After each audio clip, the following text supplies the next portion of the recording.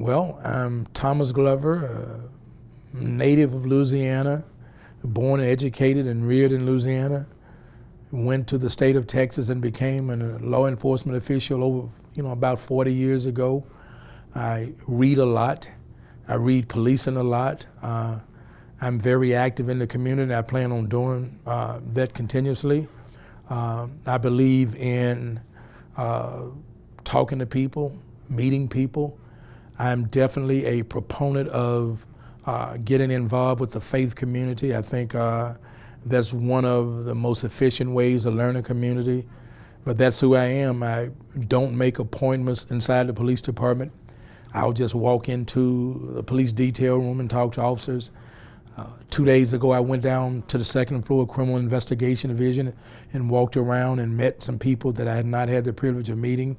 I've gone to our dispatch or 911 center on 3 separate occasions and met all 3 groups of people, and that's who I am. And on the way in or out, I've gotten lost in the building. I've gotten lost in the city of Lafayette, and I'm okay pulling over talking to people. That's just who I am. I love people who volunteer to do things. I like to volunteer. I look at everything with a concerted effort of trying to find out whether it's good or bad. I didn't see you at the press conference, but the other 2 ladies I talked to, I remember and told them exactly where they were seated. I noticed details. When things happen around the country, I want to make sure Lafayette is on guard. Christmas Day, 2 days after I was named chief, I'm sitting at home and the tragedy happened in Nashville, Tennessee, and I picked up the phone and I called one of the command level officers here and I said, tell our officers what has happened, to be vigilant, to look out for anything that might alert them that somebody may be up to no good, and that's who I am. Going in and out of buildings here and traveling around the city. Like I told you, I've looked at areas where I'm saying we need to have some traffic enforcement here. And so those are the things I want to work on. I have experienced being stopped by a Lafayette police officer on my first day of work. First day at work. I got waved over and flagged down because I think I made a left turn onto an area that was blocked off. It wasn't blocked off for police vehicles, but it was blocked off for plane vehicles. And I had the fortunate experience of meeting this officer. So I'll say it like that. Well, how did that go? It went well. You didn't get to pull the whole do you know who I am card? I was in full uniform like this and had the radio and had checked out on the radio, Unit 1, I'll be downtown Lafayette with the downtown detail. So I didn't hide it, I was going to be out there. Mm-hmm. Yeah, but I don't drive a mark. My vehicle is not marked. Well, I have some strengths in the areas that Lafayette is facing now, my past experiences. I spent almost 40 years in law enforcement. Actually, May of this year will be 40 years. And I come from a city that has gone through some of the same things that Lafayette is going through now, particularly community policing relations. I have been instrumental in working to solve some of those problems and bridging the gap. And at the suggestion and insistence of a former chief in my department, I made the application. I looked at it and I studied the city, and I saw that it was something that I could be comfortable with living here first, and then comfortable with the people. I am originally from Louisiana, but it's been over 40 years since I've lived in the state. So what's kind of going through your head and your emotions right now to take on this role? I think to be a successful leader, particularly a police chief, there are 2 or 3 things that have to happen. One of them is you have to listen to people. You have to listen, and that means to your superiors, to your peers, and to your subordinates. You have to be based, and not necessarily spiritually based, even though I consider myself spiritually based, but you have to have something to rely on, to go back on, to say that this is a good decision, this is a bad decision, this is going to impact people. And then the most important tenet of leadership, there are 2 of them that I have. One of them is you never demand respect, you command respect. And the other one is regardless of what people think, right is always right, no matter who's against it, and wrong is always wrong, regardless of who's for it. And those are the things that I think necessarily put you in a place where you can lead. And you have to love people also. I like being around people. I like talking to people. I like hearing people. And that's one of the practices my leadership will have here in the city of Lafayette. Well, I have to get to know the people first. And the last 7 days that I've worked, well, today is day 7, I've spent a lot amount of time talking to people, talking to the officers. I just popped up to an in-service class. I'm walking in and out of the consolidated building government. I'm meeting people, shaking their hands, talking to them, elbow bumping, fist bumping, whatever. I am out listening to officers. I'm listening to my command staff. I'm reading a lot. These are investigations that I'm reading, and a lot of them, the majority of them, are completely done, and the decision has already been made on discipline and whatever. But I'm reviewing, trying to get a feel on what this department is like. Are there problems with morale? I've looked at the alignment of how we respond to calls, the hours that are present, that we are out there, policing the community, saying whether or not we can do something with those. So I'm strictly learning right now, but I think I'm a fast study. I don't have to learn how to be a leader. I don't have to learn how to be a command level officer. I do have to learn the city geographically. I have to learn the problem spots. In my first 4 or 5 days here, I was downtown at night, 3 of those days trying to get a feel of what happens downtown. I know that it is, in most instances, the center of a lot of the business and commerce. I've driven around through a lot of the neighborhoods. I've looked at the traffic flow where we might have traffic problems. That's a big issue. People have to be safe in their cars. Children have to be safe when they walk across the street or when they're in a crosswalk.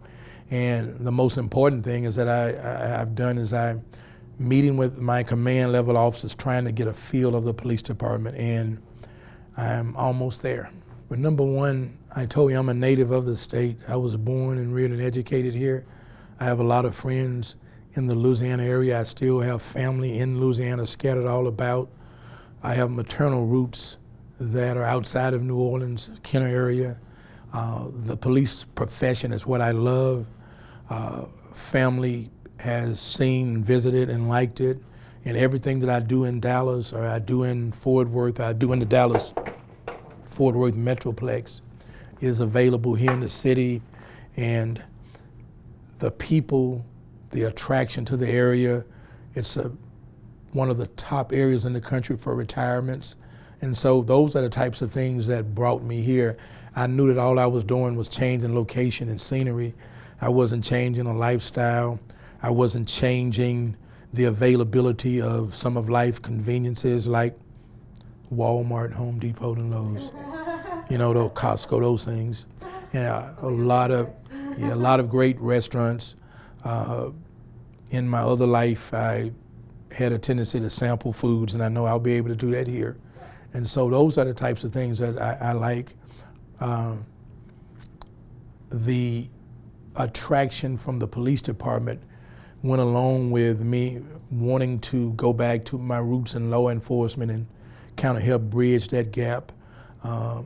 Rather than showing up at a location and wanting to immediately jump into the fray, I want to knock on the door, you open it, we sit down and we talk across the table, and you tell me why you did something. I think it ought to be done this way. And I will explain the police department side of it and why it has to be done that way. If a policy or law or a state statute or a local statute has to be changed, I'll tell you that. Work at getting that changed. I'm not the person that's going to kick the door in, yell and scream and jump off the building and push you down and say this is how it's going to be. I think we ought to give a little, and we ought to expect the other side to give a little, and we meet in middle grounds. And if we can't agree on what the end result should be, we at least understand how we got there, and we're respected in our communities, and this profession, we're respected, and I think that's how we do it. 1980, November of 1980, I moved to Texas from Tallulah, Louisiana, which is northeast corner of here, right across the river from Mississippi. And so then you worked in Dallas that entire time, or no? I've been in Dallas. I was 36 and a half years active duty. I retired August 22nd, 2017 from full-time duty, and I went in the next day, less than 24 hours later, and became a reserve. And as a reserve, I did some of the same things I did as a full-time officer. Okay. Yeah. And at the time I was named the chief of police in Lafayette, I was still with Dallas as a reserve, but I was retired from active duty.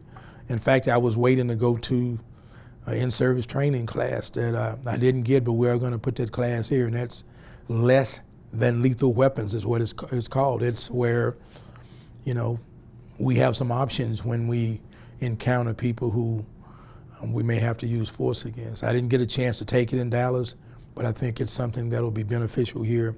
And I know they do some things here. We're going through de-escalation training now in the building, so I just want to check and make sure we offer it here and sign up for it. And if we're not, I'll get it. So I have to go back to Dallas and resign. As a reserve, I have to turn all of my uniforms, my leather gear.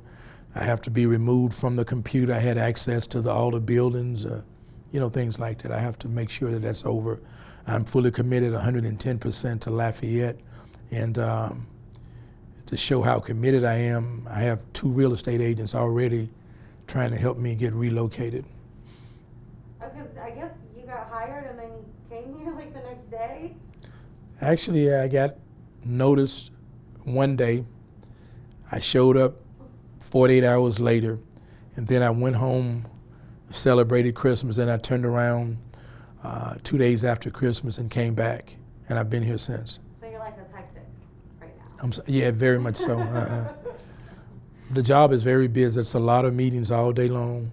Seriously, 9:30 this morning, 11 o'clock, you at 11:30. Got something I'm going to do at 1, and I got 3, and then when I get back, I'll read some of these. And I'm used to it. It's no big hurdle for me. Anything else to add about you or the No, job? I just want the officers of the city of Lafayette's police department to give me a chance. If there's something that they think is hastily being done, tell me. It doesn't mean that we're not going to do it, because there are some things that we have to change.